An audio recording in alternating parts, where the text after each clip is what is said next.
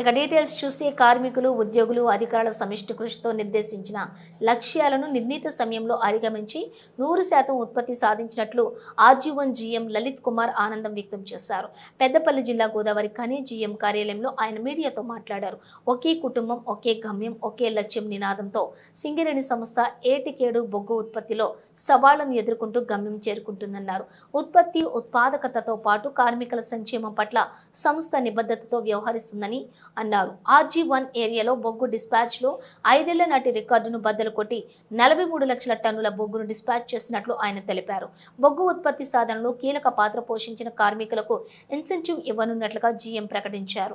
సాంకేతిక పరిజ్ఞానాన్ని అందిపుచ్చుకుని యంత్రాల సహాయంతో రక్షణతో కూడినటువంటి ఉత్పత్తి సాధిస్తున్నామన్నారు. ప్రభావిత గ్రామాలు, ఏరియాల్లో సంక్షేమ కార్యక్రమాలు చేపట్టినట్లు ఆయన చెప్పారు.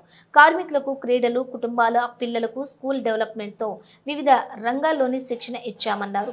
రానున్న ఆర్థిక సంవత్సరం నిర్దేశిత లక్ష్యాలను అధిగమించి సంస్థ మనుగడలో కార్మికులు భాగస్వాములకు కావాలన్నారు.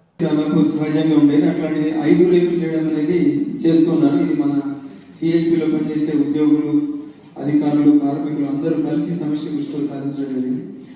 OC5 విషయానికి వస్తే 39.9 సుమారు 40 లక్షల దగ్గరకు వచ్చాం. యాన్యువల్ టార్గెట్ 36 లక్షలు అయితే మనం 40 లక్షల దాకా వచ్చాం. 111%తో OC5 ముందంజలో ఉన్నది. ఇది మీకు అందరికీ తెలుసు. 16 రోజుల ముందే మనం టార్గెట్ అందుకోవడం జరిగింది. ఏదన్నా ఒక రోజున అది 8,000 టన్నులు తీస్తే సరిపోతుంది. అట్లాంటి 17,000 టన్నులు ఒకటే రోజు హైయెస్ట్ ఉత్పత్తి తీశారు OC5 ఉద్యోగులు. అట్లనే డిస్పాచ్ చేసింది. ఇందాక 17,000 టన్నులు వేసింది డిస్పాచ్ 8,000 గాను. అట్లనే 8,000 టన్నుల ఉత్పత్తి లక్ష్యానికి గాను ఒక రోజు హైయెస్ట్ రికార్డు 25,000 టన్నులు తీసి 3 రేట్లు ఒకటే రోజు మార్చి 17 నాడు తీశారు. అట్లనే ఓబీ ఒక నెలలో మామూలుగా 24 లక్షలు అట్లా తీస్తారు. బట్ మార్చి నెలలో మార్చి 25 నాడు 45 లక్షలు తీసి డబల్ ఉత్పత్తి తీశారు.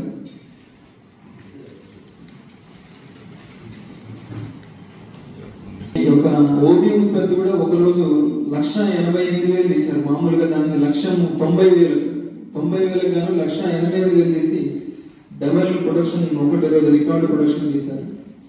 ఈ రకంగా ఉత్పత్తి OC5 ఉద్యోగులు, అధికారులు, సూపర్వైజర్లు, టెక్నీషియన్లు అందరినీ మనస్ఫూర్తిగా అభినందిస్తున్నాము. కొన్ని ప్రత్యేకతలు ఉన్నాయి కంపెనీలో. 2 కంటిన్యూస్ మైనర్లు ఉన్న ఏకైక గని జీడీకే లెవెలింగ్ గని మనది. అట్లనే 3వ కంటిన్యూస్ మైనర్ కూడా మన చైర్మన్ గారు కార్మిక చైతన్య యాత్రలో సందర్శించినప్పుడు 3వ కంటిన్యూస్ మైనర్ కూడా పెట్టడానికి ప్రతిపాదనలు పెడితే కనుక 3 కంటిన్యూస్ మైనర్లు ఉన్న మైన్గా ఏకైక మైన్గా జీడీకే లెవెల్ ఉంటుంది. కంటిన్యూస్ మైనర్ 1 వాళ్ళు 3,40,000 టార్గెట్ అయితే 3,55,000 టన్నులు తీసి 104% ఉన్నారు. కంటిన్యూస్ మైనర్ 1 వాళ్ళు. అది గత సంవత్సరంతో ఉంటే 51% వృద్ధులు ఉన్నది.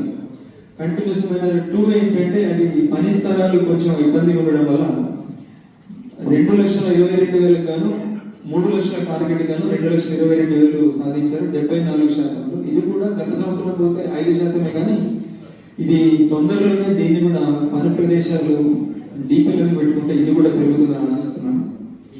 అట్లనే జీడీకే లెవెల్ వాళ్ళు ఒకటే రోజు 5,600 టన్నులు రికార్డు చేశారు. 2,700 టన్నుల టార్గెట్ గాను ఇది 200% డబల్ ఉత్పత్తి. అట్లనే 3 కొత్త ఎల్హెచ్డీస్ ఈ సంవత్సరం జీడీకే లెవెల్లో చేయడం జరిగింది. అట్లా మన జీడీకే లెవెలింగ్ ఏదైతే ఉద్యోగులు హైయెస్ట్ డిస్పాచ్